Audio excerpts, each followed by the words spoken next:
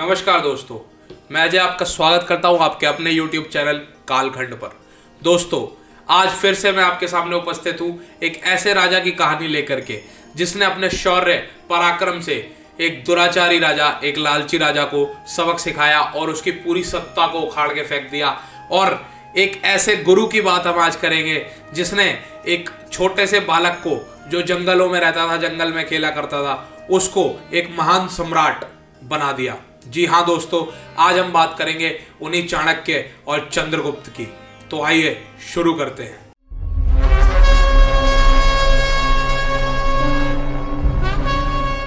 दोस्तों, ईसा के जन्म से लगभग 327 साल पहले भारत भूमि पर कई जनपद हुआ करते थे, जिसमें से कि एक महाजनपद था मगध। इस मगध देश का राजा जो था वो धनानंद था, और धनानंद बहुत ही क्रूर, बहुत ही लालची राजा हुआ करता था। दोस्तों, इतना लालची था कि उसने इकट्ठा कर लिया था कर से इतना पैसा जितना आप सोच भी नहीं सकते। उस जमाने में 99 करोड़ सोने की अशर्फियां, उसने स्वर्ण मुद्राएं इकट्ठी करके रखी हुई थी।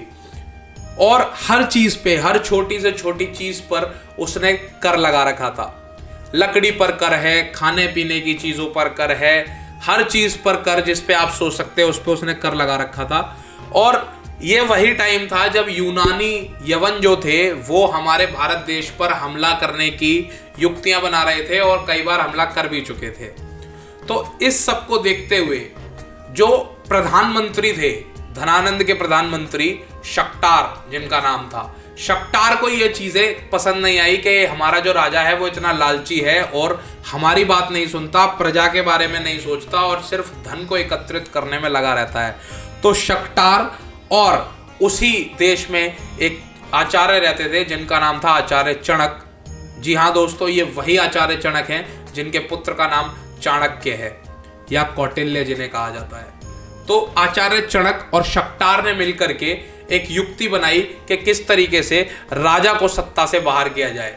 लेकिन राजा के गुप्तचर जो थे वो जगह जगह फैले हुए थे, और महामात्य देवीदत्त नाम का एक गुप्तचर, जो एक मंत्री भी था धनानंद के दरबार में, उसको इस बात की खबर लग गई और उसने जाकर के धनानंद को बता दिया कि शक्टार और आचार्य चणक जो हैं वो आपके खिलाफ, आपके विरोध में कोई योजना बना रहे हैं। जिसके परिणाम स्वरूप जो धनानंद है उसने आचार्य चणक और शक्टार को बंदी बना लिया और पूरे नगर में ये बात फैल गई कि एक ब्राह्मण को मृत्युदंड दिया जाएगा देशद्रोह के आरोप में।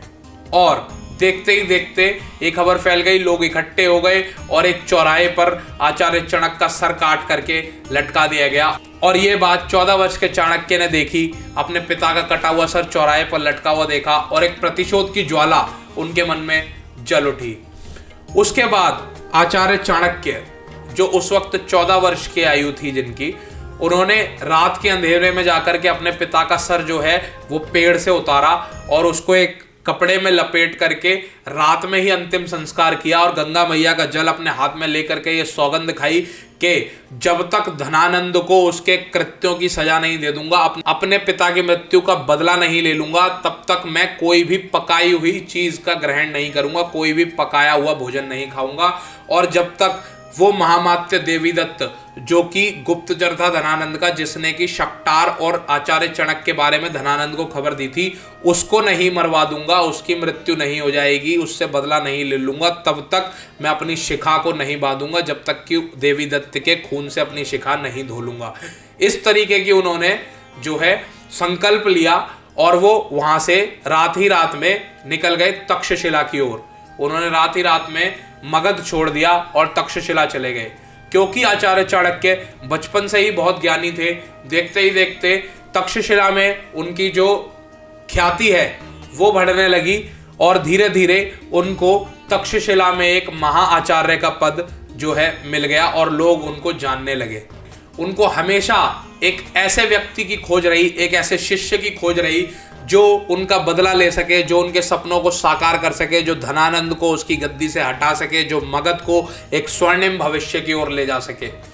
इसी खोजबीन में एक दिन आचार्य चाणक्य जो थे वो जंगल के रास्ते होते हुए तक्षशिला जा रहे थे, तभी जंगल में कुछ बच्चे जो है उनको दिखे जो एक राजा और प्रजा का खेल खेल रहे थे। उसमें एक बच्चा राजा बना हुआ था और उस बच्चे की बातें जब आचार्य चाणक्य ने सुनी, किस तरीके से वो अपने राजा का जो कर्तव्य है वो बता रहा था, किस तरीके से वो उस खेल को खेल रहा था, उस को निभा रहा था, वो देख करके आचार्य चाणक्य बड़े ही हतप्रभ हो गए और वहाँ उस खेल को देखने लगे। इतने में ही एक चीता जो है वो वहाँ पर आ गया। सारे बच्चे डर के भाग गए, लेकिन वो जो राजा बना हुआ बच्चा था वो वहीं रहा। और जब चीते ने आचार्य चाणक्य की ओर आक्रमण करने के लिए जैसे ही चीता बढ़ा, वैसे ही वो बच्चा तलवार लेकर के बीच में आया और चीते से अकेला भिड़ गया और लड़ाई में उसने चीते को हरा दिया और मार दिया। इसके बाद आचार्य चाणक्य ने उससे पूछा कि तुम इतने बहादुर कैसे हो, तुम्हारा गुरु कौन है, तुम्हें कैसे ये शिक्षा मिली, तुम्हारा नाम क्या है। तब उस बच्चे ने बोला कि मेरा कोई भी गुरु नहीं है और मैं क्योंकि राजा बना हुआ था इसलिए ये मेरा कर्तव्य बनता है कि मैं अपनी प्रजा की जो है वो रक्षा करूं। और आप क्योंकि यहाँ खड़े होकर के हमारा खेल देख रहे थे तो इस खेल का हिस्सा आप भी हैं और आप भी मेरी प्रजा थे उस वक्त, इस वजह से मैंने अपने प्राणों की जो है परवाह ना करते हुए आपके प्राण बचाना ज्यादा जरूरी समझा और मैं इस चीते के आगे आ गया और मैंने इसका वध कर दिया। तो आचार्य चाणक्य ने फिर से उनसे पूछा कि क्या तुम्हें ये चीजें किसी गुरु ने सिखाई हैं, कौन है तुम्हारा गुरु, मैं उनसे मिलना चाहता हूं। तो उस बच्चे ने बोला, उस बालक ने जवाब दिया कि मेरा कोई भी गुरु नहीं है, मैं ये सब चीजें इसलिए सीखता आ रहा हूं क्योंकि आगे चल करके मुझे एक राजा बनना है, मुझे धनानंद को हराना है, धनानंद से अपनी माता के अपमान का बदला लेना है। जब ये बातें आचार्य चाणक्य ने सुनी कि इस बच्चे को अपनी माता के अपमान का प्रतिशोध लेना है, तो उसके बारे में और जानना चाहा। तो पता चला कि ये बच्चा जो है इसकी माता को अपमानित कर करके धनानंद ने निकाला था अपने राज दरबार से, जिसका बदला इस बच्चे को लेना है धनानंद से।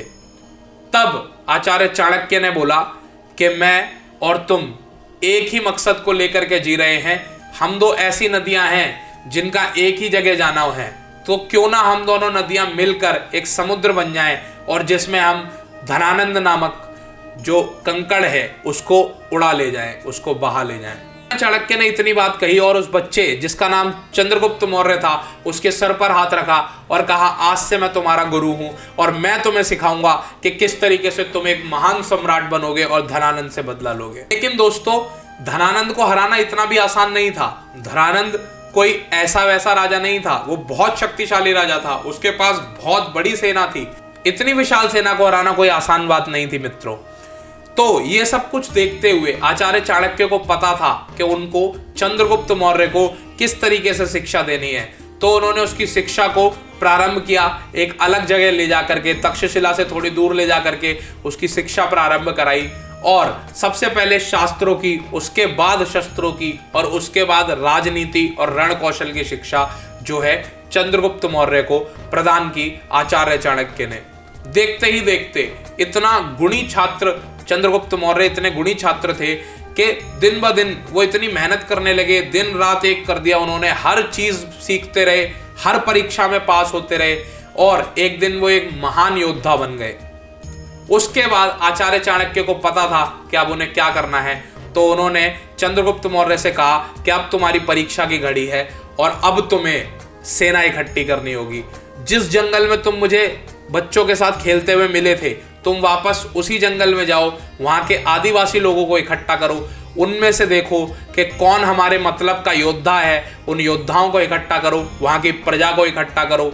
जब सब तुम्हारे साथ आ जाएंगे, तुम्हें एक जन आंदोलन छेड़ना होगा और जब जनता तुम्हारे साथ आ जाएगी, जब तुम इतनी विशाल सेना का निर्माण कर लोगे, उस दिन तुम मेरे पास आना, उसके बाद हम आगे की रणनीति पर बात करेंगे। इतना कह करके आचार्य चाणक्य ने चंद्रगुप्त को आज्ञा दी और चंद्रगुप्त ने भी आचार्य के पैर छुए और वो वहां से निकल गए।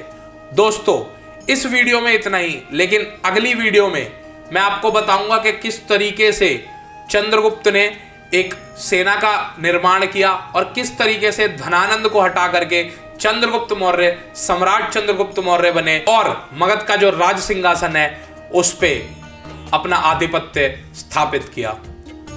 आपको अगर ये वीडियो अच्छी लगी तो इस वीडियो को शेयर कीजिए, मुझे कमेंट में अपनी राय बताइए, ज़्यादा से ज़्यादा इस वीडियो को शेयर करते रहिए दोस्तों।